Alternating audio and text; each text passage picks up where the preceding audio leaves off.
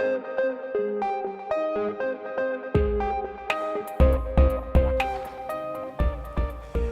right, so thank you for coming this morning.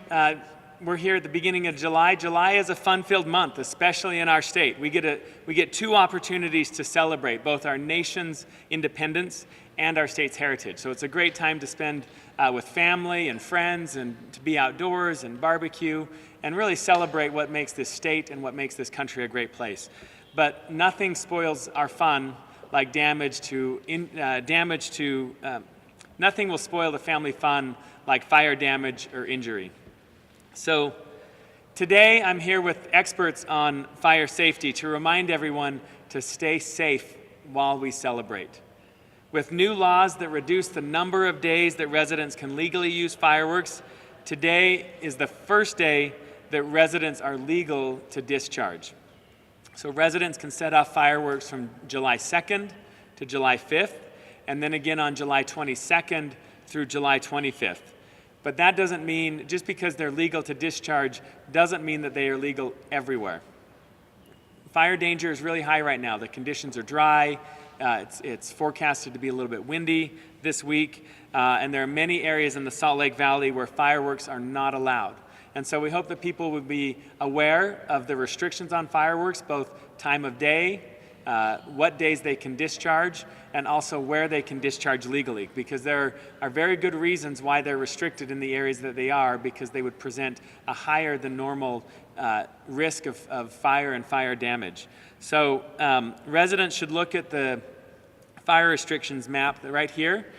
This map is also found online at unifiedfire.org. This is a particularly helpful map because a lot of times people are confused as to where they might find restrictions. And there are 18 cities and 5 townships in the Salt Lake Valley, and restrictions will differ from place to place. So the Unified Fire Authority has aggregated all of those restrictions into one map. So whether you're at home in your own city or visiting a friend or a family member in an adjacent city, you can go to this map and look and see where fireworks are permitted. On that map, you can zoom into each neighborhood to get a close-up look of where there might be geographic fire restrictions. I want to just conclude by saying thank you to the UFA, to all firefighters in the Salt Lake Valley and fire marshals who work every day to ensure our safety from fire dangers. I was talking to them before we got going. I was wishing them a boring week as they work to protect us, and hopefully there's no excitement this week, that we can stay safe. So to residents out there, please be aware of the restrictions, the time of day, the day restrictions, and the geographic restrictions. And maybe even this year, based on the conditions that we're seeing, the dry conditions and the windy conditions, this might be a year to think of maybe even not setting off fireworks, choosing not to do so, and just spending time with family that's safe without risk to our community. So I'll turn the time over now to Chief Peterson of the Unified Fire Authority. So I'll follow up on a couple of key things for us to kind of look at. First off, like he mentioned, the map is available both at the Unified Fire and the Salt Lake County Emergency Management. Know where that is. Be real key in that. But above all, make sure that what you buy is legal. Make sure that you read the directions on how to use it. These fireworks can be safe if done properly. Make sure that there's an adult present when you're making that happen. And there's a few other nibnabs that you need to be aware of. Don't try to relight a dud. Make sure you clear path away. Don't move into the restricted area, and don't do this outside of the window of time. Pretty good compromise we came to try and make this summer safer than what we experienced last summer. I'd love to be talking on the 6th or 7th about how good a fireworks year we had this year. But with the season getting worse, the weather's getting hard, we might be facing some red flag warnings.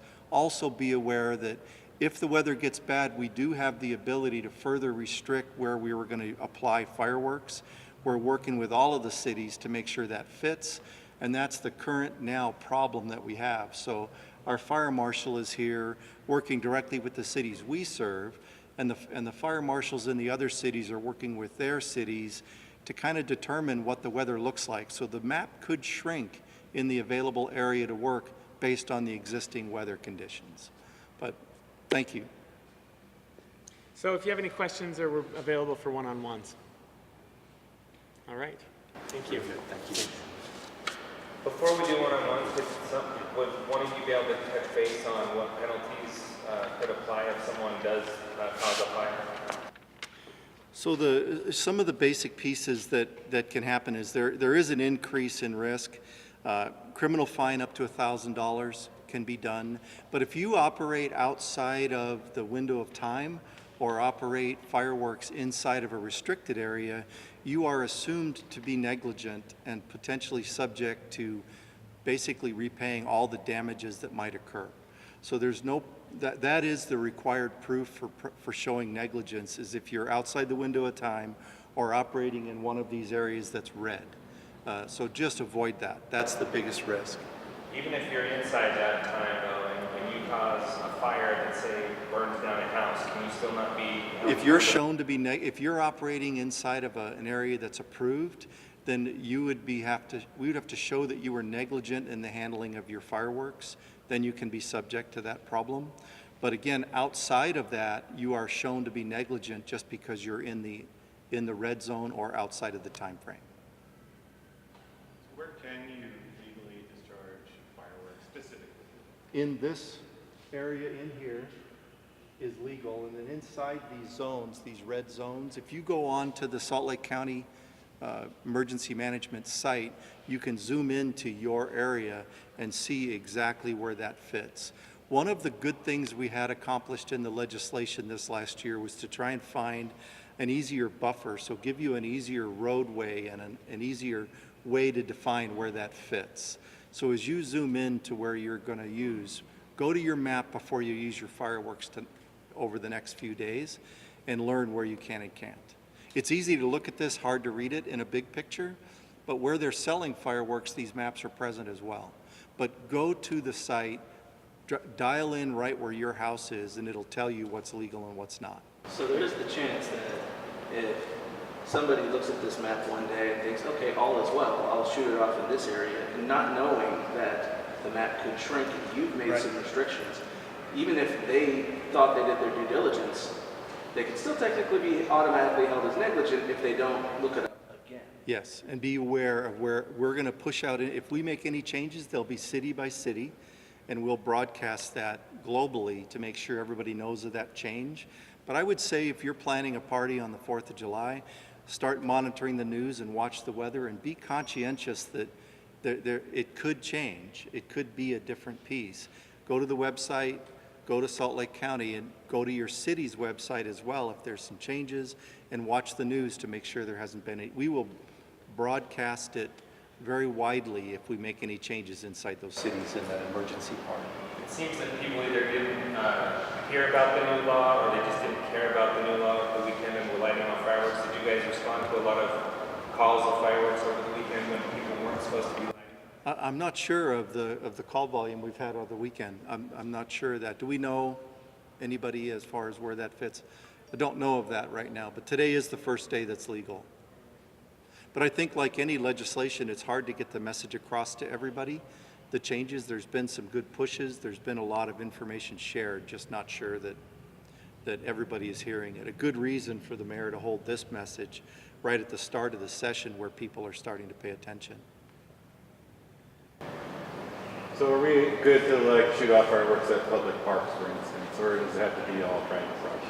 No, it can be in public parks. It can If be it's in not those in the areas restricted zone. as long as it's not in the there. green zone is what Right, I mean, right. How much can someone be liable for? Is there a cap or a limit, or could it be $15 million if that's At this point, I don't believe there's a cap at all on what could be done. So if you start a fire and you're in a restricted area and it burns up into Immigration Canyon, for instance, and takes out a group of homes, you're at significant risk. And clearly, we want to be able to enjoy ourselves during the 4th of July. Just safe and sane is really an important piece.